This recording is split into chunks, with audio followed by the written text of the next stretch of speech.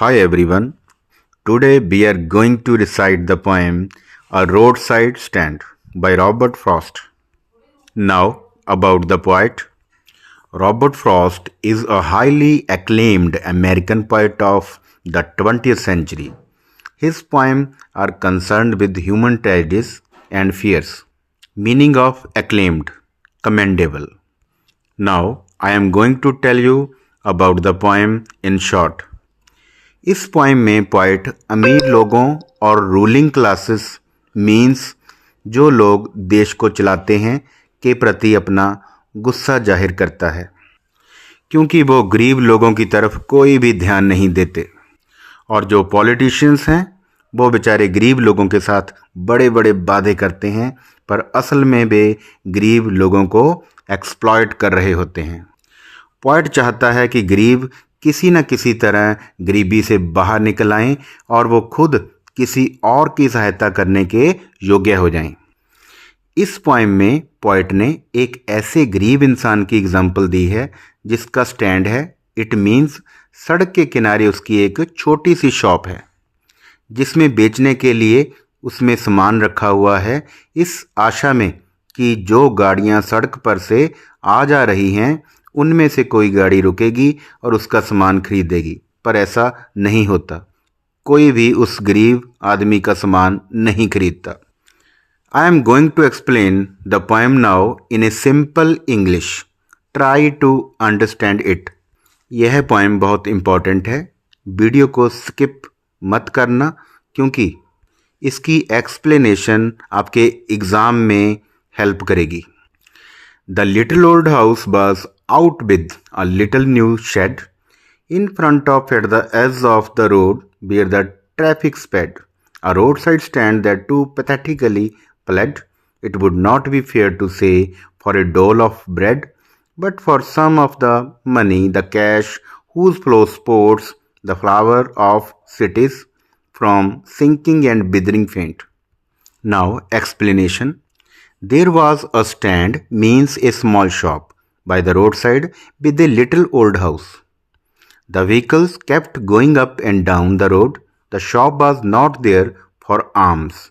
It was there to earn some money, and flow of money is always necessary for every nation, and it could also be helpful for that small shopkeeper who was baiting the people to sell the things he has. The polished traffic passed with a mind ahead, or if ever aside a moment, then out of sorts, at having the landscape marred with the artless paint of signs that with N turned wrong and S turned wrong offered for a sale wild berries in wooden quartz or crook-necked golden squash with silver warts or beauty rest in a beautiful mountain scene. You have the money, but if you want to be mean, why keep your money and go along? Now, explanation of second extract. The poet tells in this extract that the good-looking vehicles keep moving on without paying any attention to the roadside stand. If anyone sitting in the car looks outside, he gets annoyed to see the signs painted artlessly at the stand, because they think that the signs have marred the beauty of the landscape. But those signs have been made by the small shopkeeper to indicate the kind of things that can be bought from there. This stand has some wild berries or golden squash for sale. There is also a beautiful picture of a mountain scene.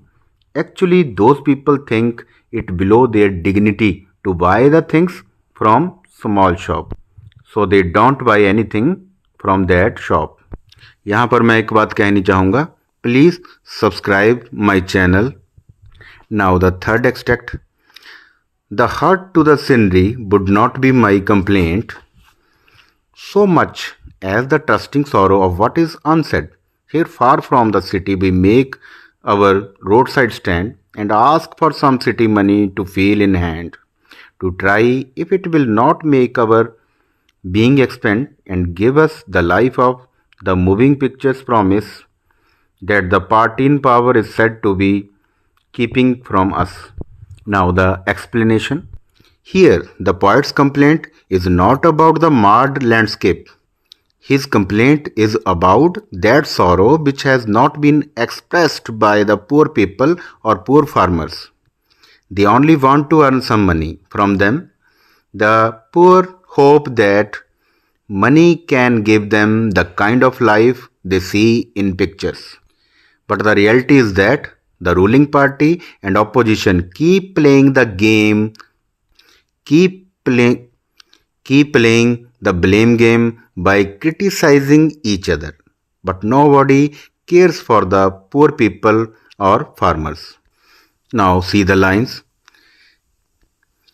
It is in the news that all these pitiful kin are to be bought out and mercifully gathered in to live in villas next to the theatre and the store, where they won't have to think for themselves any more, while greedy good doers, beneficent beasts of prey swarms over their lives, enforcing benefits that are calculated to soothe them out of their beds, and by teaching them how to sleep, they sleep all day, destroy their sleeping at night the ancient way. Now, the explanation of the fourth extract. Here, the poet criticizes the politicians who make false promises with the poor people. They publish such news that the poor people will be settled in villages near the cities. The theatres and the stories The theatres and the stores will be within their reach, so the poor people get trapped by their false promises. The greedy politicians pretend to be very kind to the poor people, but actually they fool the poor people. The poet calls them greedy good doers, beasts of prey, and swarms of drones because they want to betray them by making false promises. They tell the poor people to be carefree, but actually they destroy their sleep at night. They themselves sleep soundly, but they destroy the sleep of the poor people. Sometimes I feel myself I can hardly bear the thought of so much childish longing in vain, the sadness that lurks near the open window there, that waits all day in almost open prayer for the squeal of brakes, the sound of a stopping car, of all the thousand selfish cars that pass, just one to inquire what a farmer's prices are, and one did stop, but only to plough up grass in using the yard to back and turn around, and another to ask the bay to where it was bound, and another to ask could they sell it a gallon of gas. They could not. They had none, didn't it see? Shopkeepers keep waiting all the day for their customers, but nobody stops there to buy anything from them. The poet becomes sad for those shopkeepers who wait all day long near the window for the customers, but nothing happens. They pray that the cars should stop at their stand to ask for the prices of the things they have kept in their shop.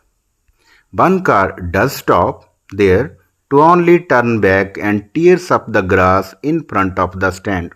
Then second car stops only to ask the bay, and another one stops there also only to ask for a gallon of petrol, which they do not find there and get irritated. Now the last extract.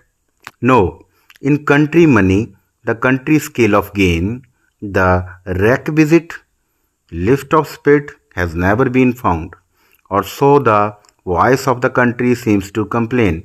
I cannot help owning the great relief it would be to put these people at one stroke out of their pain. And then next day, as I come back into the scene, I wonder how I should like you to come to me and offer to put me gently out of my pain. In the end, the poet says that the poor people do not gain the required upliftment with their work. It is the general complaint of common people.